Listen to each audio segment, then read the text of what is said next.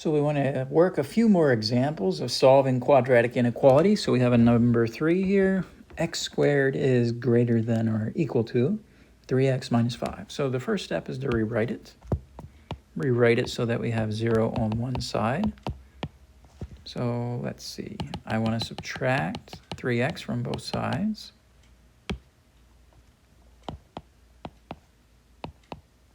And I want to add 5 to both sides.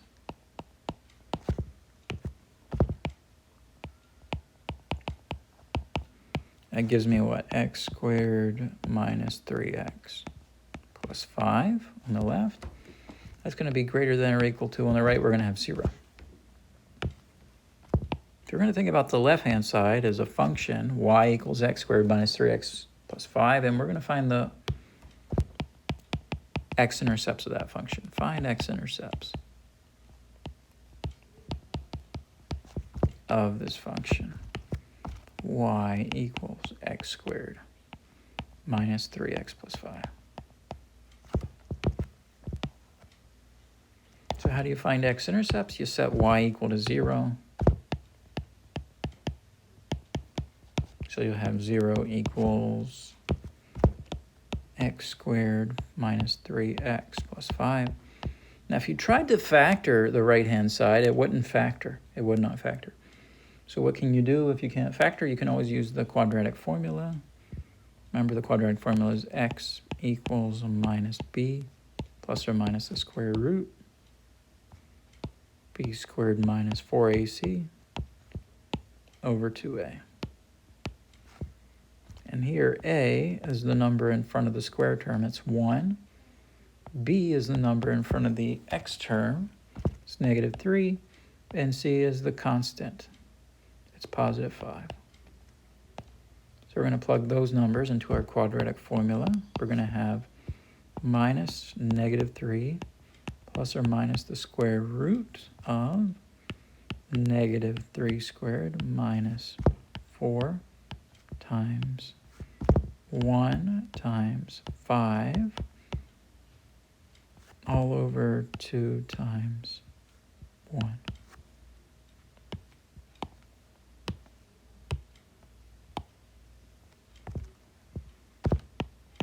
So you're going to have 3 plus or minus the square root of, let's see, take negative 3 squared here. Negative 3 squared is 9.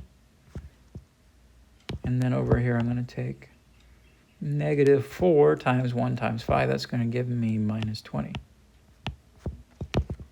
And that's all going to be divided by 2 times 1. 2 times 1 is 2. So we're going to get, let's see, x equals 3 plus or minus 9 minus 20 is negative 11 over 2. Now notice this has a negative square root. A square root of a negative. You can't take the square root of a negative in the real number system. As soon as you start taking square roots of negative numbers, you get something called imaginary numbers. So this is not a real number.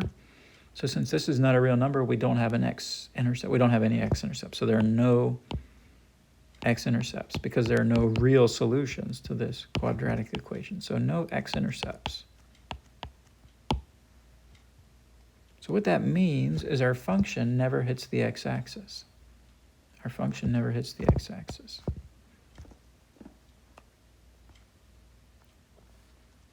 So here I'm going to do a generic graph of the function y equals x squared minus 3x plus 5.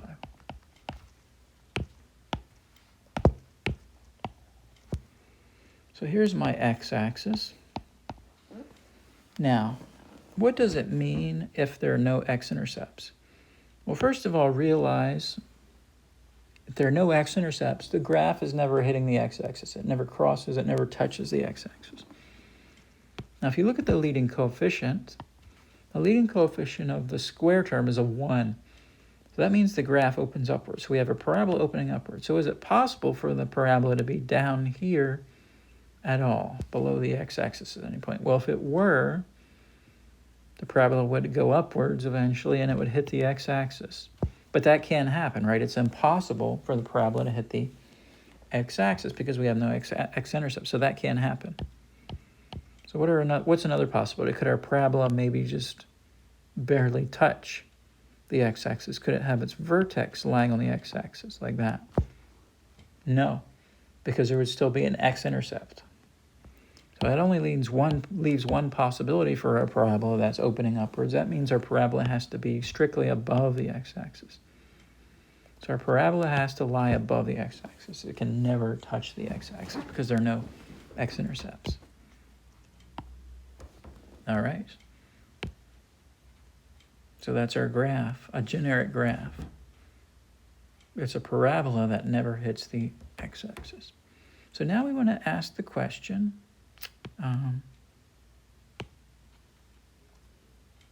when, if I can write it out, when determine when, let's say it that way. Determine when our function y equals x squared minus 3x plus 5. When is this function greater than or equal to 0? So go back to where we have the rewrite. When is our function greater than or equal to 0? Well, think about where 0 is as a y value. So here's a y-axis, imagine. So 0 would be here, negative would be below, and positive would be above. So the function is always greater than or equal to 0, right? The function up here, where I'm shading in red, is always greater than or equal to 0. Always. Always, always, always.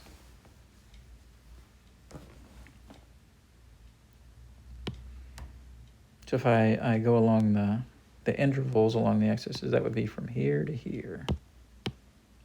It's always, right, all the way from the left, all the way to the right. So on the left, the far left, imagine you have negative infinity. On the far right, imagine you have infinity. So that means from negative infinity to positive infinity, the function is always greater than or equal to 0. So I'm going to write negative infinity to positive infinity. So that means the function always is greater than or equal to 0.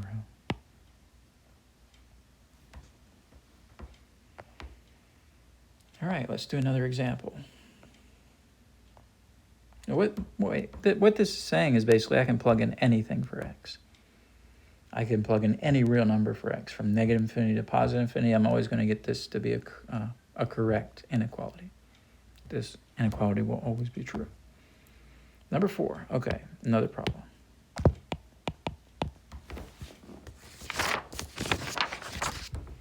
Let's say we got 3x squared plus 10 less than 5x.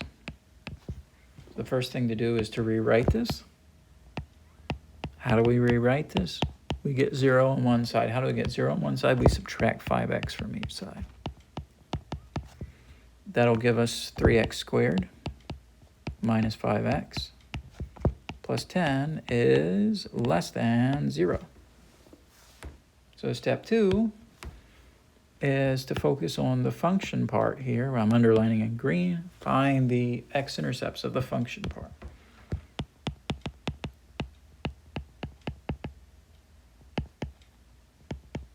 Find the x-intercepts of this function. We're going to call this function y equals 3x squared minus 5x plus 10. How do I find these x-intercepts? I set y equal to 0 and solve for x. So we're going to have 0 equals 3x squared minus 5x plus 10. Maybe you can try factoring it. I don't think it factors, so let's go ahead and just use the quadratic formula. X equals minus b plus or minus the square root of b squared minus 4ac all over 2a. So a here is going to be 3, b here is going to be minus 5, c here is going to be 10. And we're going to plug these into our quadratic formula. X equals minus negative 5 plus or minus the square root of negative 5 squared minus 4 times 3 times 10 all over 2 times 3. So simplifying this, we have the double negative 5 is positive 5 plus or minus the square root of, let's see, negative 5 squared is 25.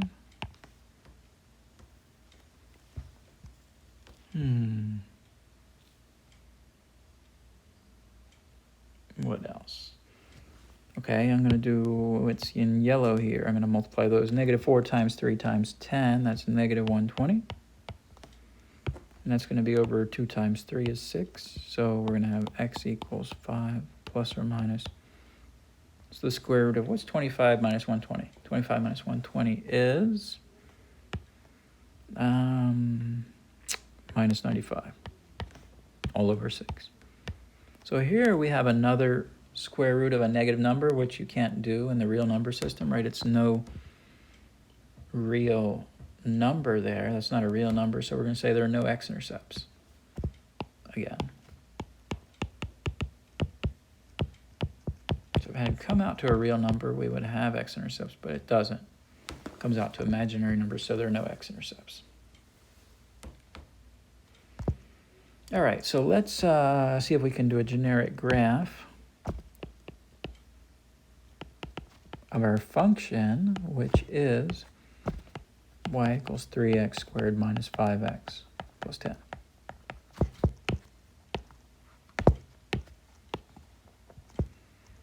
So here we have an x-axis. And our function we know is opening upwards. Why opening upwards? Because the leading coefficient, that's the number in front of the square term, is positive. So it opens upwards, but it never hits the x-axis, right? So what if it were to go below the x-axis like this, an opening upwards parabola?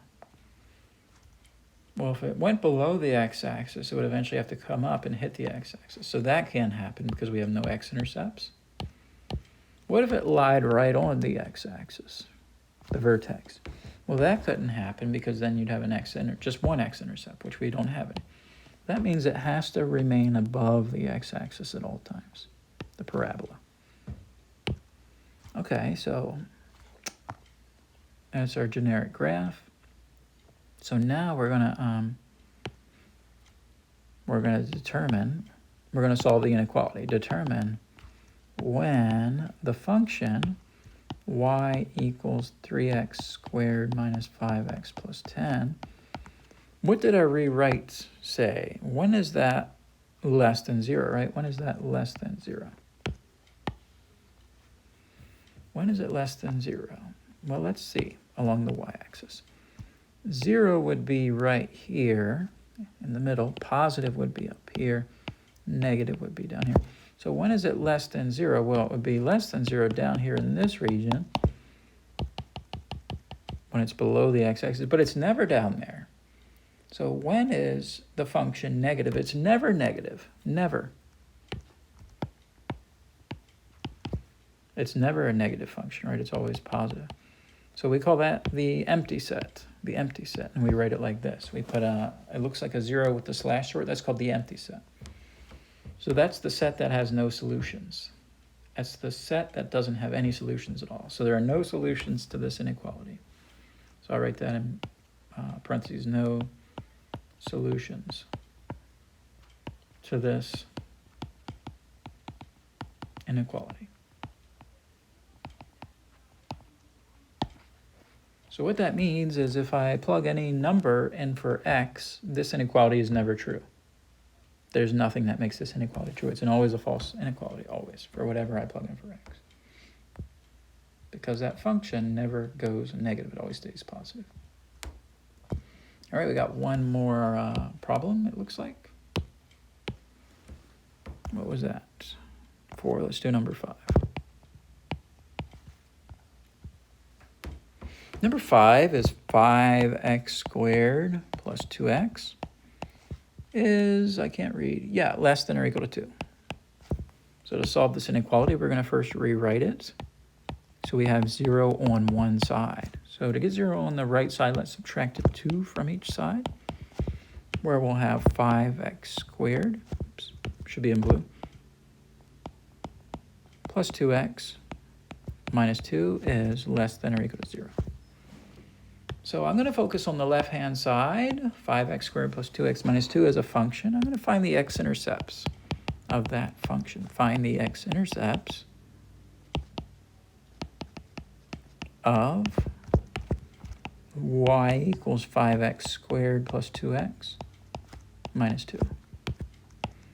So how to find x-intercepts? You set the y equal to 0 and then solve for x. So I'm going to plug in a 0 for my y. So I have 0 equals 5x squared plus 2x minus 2. And you can try factoring this. I don't think it factors. Let's use the quadratic formula. Minus b plus or minus the square root of b squared minus 4ac all over 2a.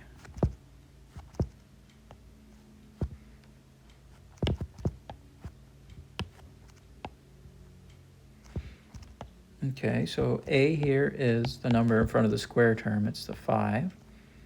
B here is the number in front of the x term, it's 2. And C here is the constant term, negative 2. So we're going to take 5, 2, and negative 2 and plug them into the appropriate places. In the quadratic formula, we're going to have minus 2 plus or minus the square root of 2 squared minus 4 times 5 times negative 2 all over 2 times 5, and that'll give negative 2 plus or minus the square root of 2 squared is, in blue, 2 squared is 4. And in yellow, negative 4 times 5 times negative 2 is going to be a positive 40. And that's all over, let's see, 2 times 5 is 10. I'm going to clean this up. So this one is going to be a positive number under the radical. This one will have a solution. So we're going to have negative 2 plus or minus the square root of 4 plus 40 is 44 over 10. So I'm going to simplify this. Negative 2 plus or minus. So 44 is not a perfect square. It doesn't come out nicely. But what we could do, we could break this up into 4 times 11, right? Because 4 is a perfect square. And in the next step, what we're going to do, we're going to take the square root of this 4 right here. So imagine taking the square root of this 4. So when you take the square root of 4, the square root of 4 is 2. So we'll take that out under the radical, and we'll have 11 left over. So you have negative 2 plus or minus 2 square root 11 all over 10. And we'll break this into two fractions, negative 2 over 10 plus or minus 2 over 10 times the square root of 11. So you can reduce these fractions, negative 1/5 plus or minus 1/5 square root of 11. So we have two solutions here, two x-intercepts, negative 1/5 plus 1/5 times the square root of 11, and negative 1/5 minus 1/5 times the square root of 11. So those are two x-intercepts. They don't come out to really nice numbers. You could approximate them in your calculator, but that doesn't really do anything for you. So we'll leave them in this form. These are our two x-intercepts. So we're going to do a graph, a generic graph. A generic graph here of our function.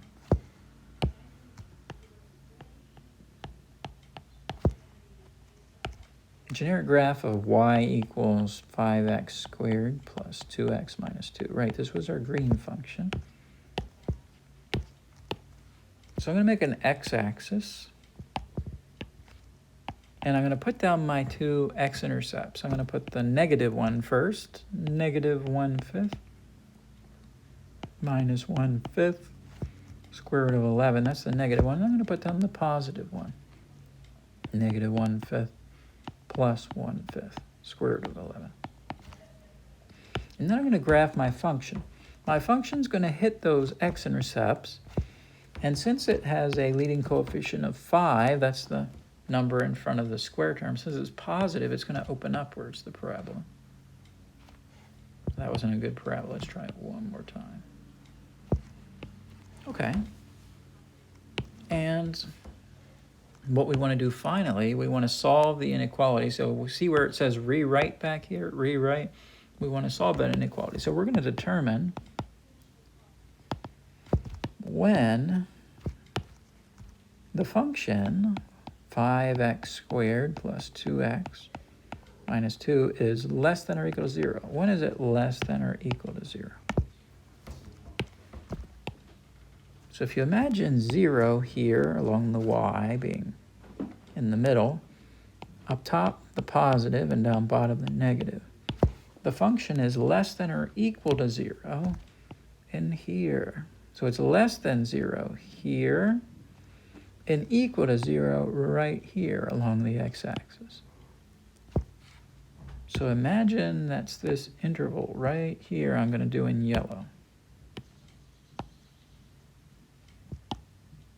And it's going to include the endpoints, right? We're including the endpoints because it's allowed to be equal to 0. So that would be negative, if I can get this to right, negative 1/5 minus 1/5 square root of 11, bracket in front of that, and then comma, negative 1/5 plus 1/5 square root of 11. Close that with a bracket.